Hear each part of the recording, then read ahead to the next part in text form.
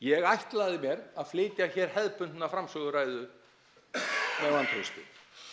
Tala ríkisstjórn sem hefur brugðist, nýja útgáfa hennar sem andvanafædd og þorir ekki kosningar, eins og allir stjórnarandstæðingar á öllum tímum hafa gert við slíkar aðstæður. En ég get ekki meir. Og ég held að tímarnir krefjist af okkur nýrrar alvöru. Eftir harkaleg orðaskipti okkar hæstv. Fjármálaráðherra hér í þingsal í gær fór ég heim og hugsaði. Og ég skil þau harkalegu orð sem hann lét falla í minn garð í málsvörn sinni hér. Ég skil það vegna þess að ég hef sjálfur setið á þessum ráðherrabekk og að mér hefur líka verið sótt. Og ég hef setið og heyrt þúsundir mótmæla, stefnu minni og þeirra ríkisstjórnar sem ég var hluti af. Og ég hef varist af hörku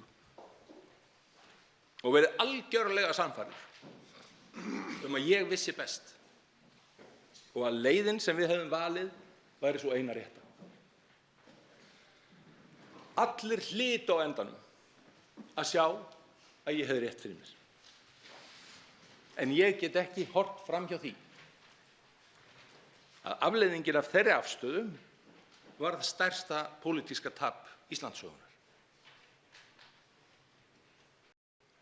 Virðulegi forseti, á myrkum haustdögum fyrir nærri 8 árum stóðum við mörg hér í þessum sal frammi fyrir því að efnahagslegt sjálfstæði Íslands var í húfi, hvorki meira né minna.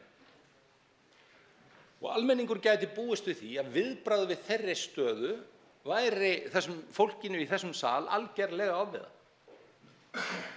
En þrátt fyrir allt sem við segjum hvert annað, alla daga í þessum sal, þá tókst okkur það.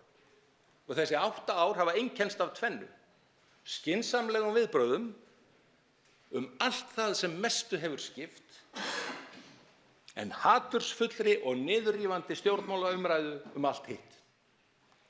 Ríkisstjórnir allt frá hruni hafa tekið grundvallarákvarðanir sem hafa bjargað Íslandi. Neyðarlögin, efnahagsáætlunin með Alþjóðagjaldeyrissjóðnum, löggjöf að fella þrotabúin undir höft og samningarnir við kröfuhafana. Allir stjórnmálaflokkar hafa komið að einhverjum þessara ákvarðana og sumir að öllum. Allt hefur þetta skilað okkur árangri sem vekur eftirtekt allan heim. Hugsið ykkur, á meðan við vorum að rífast, tókst okkur að bjarga efnahagslegu sjálfstæði Íslands.